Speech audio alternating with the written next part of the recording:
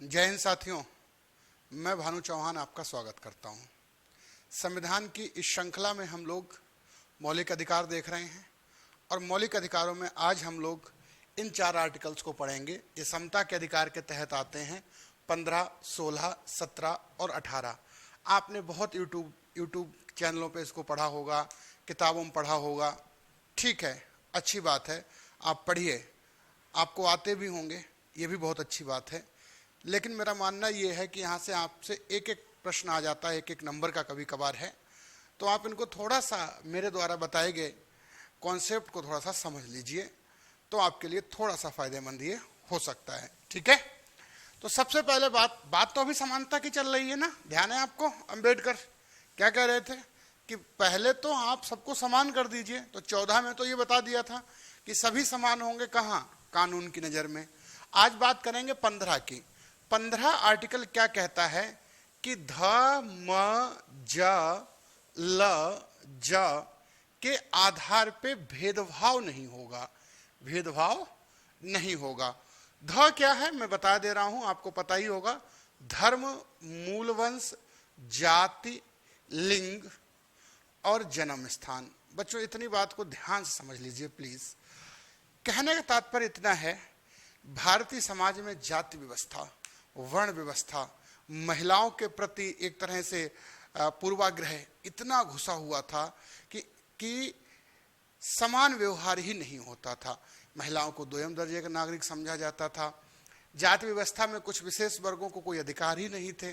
तो कहने का तात्पर्य यह है कि बाद में यह कह दिया गया आर्टिकल 15 में कि भाई केवल धर्म, मूल वंश, जाति, लिंग और जन्म के स्थान के आधार पर भेदभाव नहीं होगा। ये बात 15 में हमको बताई गई है। ठीक है, आप इस बात से सहमत भी हैं। अब आप कहेंगे भेदभाव तो अभी भी हो रहा है, तो आपको ये 15 का पूरा आर्टिकल पढ़ने की जरूरत है कि क्या हो रहा है, क्या नहीं हो रहा है। इसको आप थोड़ा सा समझिए। 15 में 5 बातें बताई गई हैं, 5 क्लॉज बताए गए हैं। उन 5 क्लॉज को मैं आपको बताऊंगा कि क्या क्या है वो 5 क्लॉज। पहली बात तो समझ में आ गई, इतनी बात कह दी गई कि इनके आधार पर भेदभाव नहीं होगा। पहला क्लॉज इसका ये कहता है, पहला क्लॉज वो ये कह रहा है कि भाई राज्य भेदभाव नहीं करेगा। राज्य भेदभाव नहीं करेगा, नहीं करेगा। यानी सरकार इन आधार पर भेदभाव किसी के साथ नहीं करेगी। कोई दिक्कत नहीं, सरकार नहीं करेगी। अब आप एक बात समझिए, पहले या अब भी सरकार से ज्यादा भेदभाव सरकार करती है या नागरिक आपस में ज्यादा भेदभाव करते हैं? नागरिक ज्यादा भेदभाव करते हैं। तो 15 के 2 में ये बात भी बताई गई कि भाई राज्य तो राज्य रहा, नागरिक भी भेदभाव नहीं करेंगे। अब आप कहेंगे नागरिक कैसे भेदभाव करते हैं? ध्यान है, मुंशी प्रेमचंद्र क्या लिखते थे, ठाकुर का कुआं, है ना, कि भाई इस कुएं पे यही लोग पानी भरेंगे, इस मंदिर में एक जाति विशेष के ही लोग जाएंगे, होटल, रेस्टोरेंट कहाँ कहाँ पे नहीं था ये सब। तो इन सब को बताया गया 15 में। 2 बातें हैं, एक तो सरकार भेदभाव नहीं करेगी धर्म, मूल वंश, जाति के आधार पे, दूसरा नागरिक भी नहीं करेंगे। इसी में आता है होटल, रेस्टोरेंट, सब चीजों के बारे में। ध्यान है, इतनी बात। अब बात इतनी तो ठीक होती तो आर्टिकल 15 खत्म हो जाता, लेकिन अभी 3 बातें और बची हुई हैं इसकी। अब आप कहेंगे यार भेदभाव तो अभी भी हो रहा है, जाति के आधार पे भी हो रहा है, जेंडर के आधार पे भी हो रहा है, भाई लिंग के आधार पे भेदभाव नहीं होगा। तो आपने देखा होगा कुछ सरकारी कॉलेजेस होते हैं स्पेशल वीमेंस के लिए होते हैं, गर्ल्स के लिए होते हैं, बॉयज़ को एडमिशन नहीं मिलता। अब आप जाओ कि जी मेरा एडमिशन लो, भेदभाव मत करो लिंग के आधार पर। तो इसके लिए आपको अभी और 3 बातें समझनी है। क्या है 3 बातें, ये समझिए। ठीक है, तीसरी बात इसकी ये कही गई है कि राज्य महिलाओं, राज्य मतलब वही सरकार और सरकारी संस्थाएं, और बच्चों के लिए विशेष प्रावधान कर सकता है। विशेष प्रावधान कर सकता है, यानी कि आ गई बात यहीं पे, महिलाओं और बच्चों के लिए विशेष प्रावधान। आपको ध्यान है, मैंने बताया था आर्टिकल 14 में एक बात बताई थी कि समान संरक्षण, कि सबको समान बनाओ तो सही पहले, है ना। तो कुछ कामों के लिए, अब देखिए बात यह है कि सबको एक, वो कहते हैं ना, एक लेवल पे आप लाने के लिए आपको कुछ जो नीच, भाई देखिए समाज है कैसा, मैं आपको बताता हूँ। भाई ऐसा तो है नहीं भारत का समाज कि सभी बराबर हों, ऐसा तो है नहीं। हमारी व्यवस्था है कैसी? ऐसी व्यवस्था है नहीं? ये बताइए आप लोग, ऐसी व्यवस्था है हमारी, कोई बड़ा है कोई छोटा है, इस तरह से है। तो क्या करना है हमको? इन वाले लोगों को, इस वर्ग को यहाँ तक लाना है। और ये वर्ग कैसे यहाँ तक आएगा? इनके लिए हमें क्या करने हैं? विशेष प्रावधान। तो पहले इन दोनों में महिलाओं और बच्चों के लिए शामिल किया कि राज्य या सरकार अगर चाहे तो महिलाओं और बच्चों के लिए विशेष प्रावधान करेगी। क्या किया है राज्य ने ऐसा? हाँ बिल्कुल किया है। देखिए कहाँ कहाँ मिलता है। आपको पता हो कि जैसे हमारे यहाँ पंचायत के चुनाव होते हैं ना, प्रधान वगैरह के होते हैं ना, इसमें महिलाओं को 33% क्या दिया गया है? आरक्षण दिया गया है। हालांकि विधानमंडल में और संसद में अभी आरक्षण के लिए बिल पास नहीं हो पाया। ठीक है। बच्चों के लिए क्या दे रहे हैं? फ्री एजुकेशन दे रहे हैं, मिड डे मील दे रहे हैं हम लोग। बच्चों के लिए मना किया गया है कि हैवी इंडस्ट्री में इनको काम नहीं किया जाएगा। एयर होस्टेस वगैरह में खासकर महिलाओं को वरीयता दी जाती है। तो 3 ये कहता है। ठीक है। अब मत कहना कि गर्ल्स कॉलेज में एडमिशन मिलना चाहिए बॉयज को। ठीक है। अब ये 3 की बात होती तो समझ में आ गई, लेकिन समाज अभी भी बराबर नहीं है। इसलिए हमने क्या काम किया? एक आर्टिकल और जोड़ा इसमें। ठीक है। आर्टिकल नहीं, एक क्लॉज और जोड़ा, 15(4). ध्यान से समझिएगा 15(4) के बारे में। 15(4) ये कहता है, ठीक है, कि सामाजिक, ध्यान रखना है, और शैक्षणिक रूप से पिछड़े वर्ग तथा एससी और एसटी के लिए विशेष प्रावधान। देखिए जो विशेष प्रावधान अभी महिलाओं और बच्चों के लिए थे, वही अब कह दिया गया है कि सामाजिक यानी सोशल और एजुकेशनल रूप से जो बैकवर्ड क्लास है उनके लिए, प्लस एससी और एसटी के लिए विशेष प्रावधान कर दीजिए। भाई ये भी तो समाज में बराबर आने चाहिए। तो इसके लिए आप जो आरक्षण की बात करते हैं वो यहीं से आता है। भाई तो इसके लिए क्या किया गया है? आपको पता है, आरक्षण दे दिया गया है। कहाँ कहाँ दिया गया है? संसद की सीटों में आरक्षण है, नौकरियों में भी आरक्षण है आपके लिए। ठीक है। तमाम चीजें यहाँ पे आई हुई हैं। तो ये 15(4) कहता है। ठीक है। आरक्षण को लेकर के लोग बहुत डिबेट में रहते हैं, ऐसा कर दीजिए वैसा कर दीजिए। वो ठीक है, वो एक अलग इशू है, आप जानते हैं उसके बारे में बहुत ज्यादा मैं नहीं बताना चाह रहा यहाँ पे। बट आप ये बात ध्यान रखिएगा यहाँ पे कि 15(4) में ये बात कही गई है कि एसटी, एससी और बैकवर्ड क्लॉस के लिए व्यवस्था मिल सकती है। अब बैकवर्ड क्लॉस ही क्यों? यहाँ पे तो एक चीज और जोड़ दी गई, जो इकोनॉमिक वीकर सेक्शन होगा हमारे यहाँ, ठीक है, उनके लिए भी यहाँ पे आरक्षण मिलेगा। कितना? 10%। अभी बिल पास किया था लास्ट ईयर, आपको पता ही होगा इसके बारे में। ठीक है। तो पहले केवल क्या था? सामाजिक और शैक्षणिक रूप से पिछड़े हुए। अब सामाजिक, शैक्षणिक और ये इसमें आर्थिक शब्द का भी प्रयोग किया गया है। ठीक है।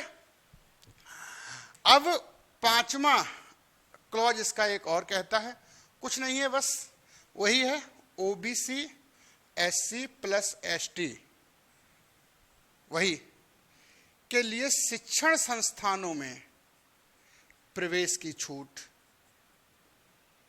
संस्थानों में प्रवेश के लिए कुछ विशेष प्रावधान।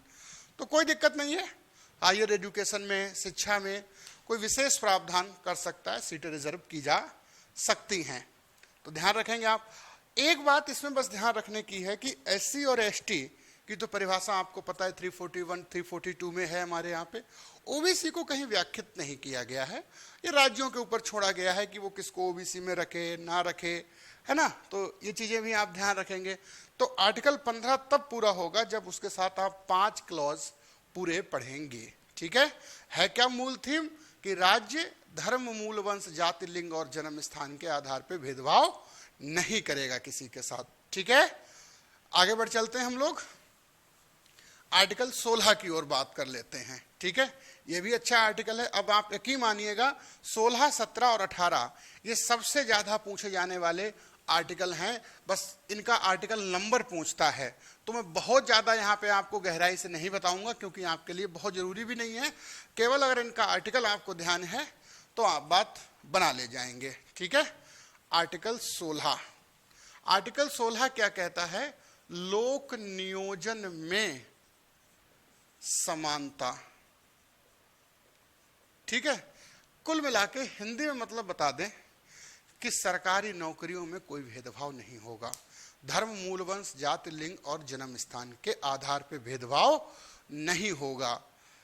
लेकिन स्पेशल प्रोविजंस यहाँ लागू होंगे। आरक्षण वाले सारे प्रावधान चाहे महिलाओं के लिए हों, SC ST OBC या जनरल में आर्थिक के आधार पे हों, वो सारे लागू होंगे यहाँ पे। तो 16 केवल ये कहता है कि लोक नियोजन में समानता रखी जाएगी, कोई भी भेदभाव नहीं होगा। हाँ, इसमें निवास को लेकर के संसद कानून बना सकती है। निवास मतलब आप समझ ही रहे हैं, डोमिसाइल को लेकर के एक नियम बनाया जा सकता है कि उसके आधार पे यहाँ पे आरक्षण भी दिया जा सकता है। कई राज्यों में ऐसा प्रावधान भी है, लेकिन उतना आप चक्कर में मत पड़िए मित्रों, फिर वही होता है ना, मुट्ठी भर बाजरे के लिए हिंदुस्तान गंवा देना। 16 ध्यान रखिए, लोक नियोजन में समानता। हालांकि इसमें प्रमोशन के लिए भी है, प्रमोशन में आरक्षण होगा 16(4) में, लेकिन कभी प्रश्न इतना गहराई से पूछा है नहीं, आप कंफ्यूज हो जाओगे। आगे बढ़ते हैं 17। सबसे ज्यादा मजाक इसी आर्टिकल के साथ होता है, अस्पृश्यता का अंत। अस्पृश्यता क्या है? ठीक है, अस्पृश्यता आपको बताने की कोई जरूरत नहीं है, कहीं परिभाषित भी नहीं है। अस्पृश्यता का मतलब साधारण भाषा में होता है छुआछूत। छुआछूत का मतलब होता है धर्म के आधार पे, जाति के आधार पे एक दूसरे से मनमुटाव रखना या एक दूसरे से मिलके ना रहना, एक दूसरे से इस बात से घृणा करना कि वो दूसरी जाति का है, मैं दूसरी जाति का हूँ। हालांकि मेरे हिसाब से ये मामला जातिगत बहुत कम है, ये मामला मानसिक भी है। जैसे मैं एक एग्जाम्पल के तौर से बताता हूँ, भाई आपने कहा कि मैं और आप एक सेम जाति के हैं, एक सेम वर्ग के हैं, लेकिन मैं गरीब हूँ, आप अमीर हैं। आप इस बात से दुराव रखने लगे, अरे मैं नहीं इससे बात करूंगा, ये गरीब है, ये भी छुआछूत है। तो ये कहा गया कि भाई अब छुआछूत बिल्कुल बंद हो जानी चाहिए।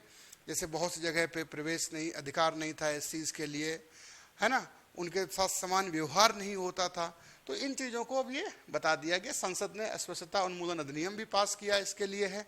ठीक है, तो आप इस बात को ध्यान रखिए। 17 केवल ये कहता है कि अनटचेबिलिटी खत्म हो, केवल जातिगत रूप से नहीं, मानसिक रूप से भी। अगर आप हमसे इस बात से बात करने से मना करते हो कि आपके कपड़े गंदे हैं, ये भी एक छुआछूत है। ठीक है, ध्यान रखेंगे आप।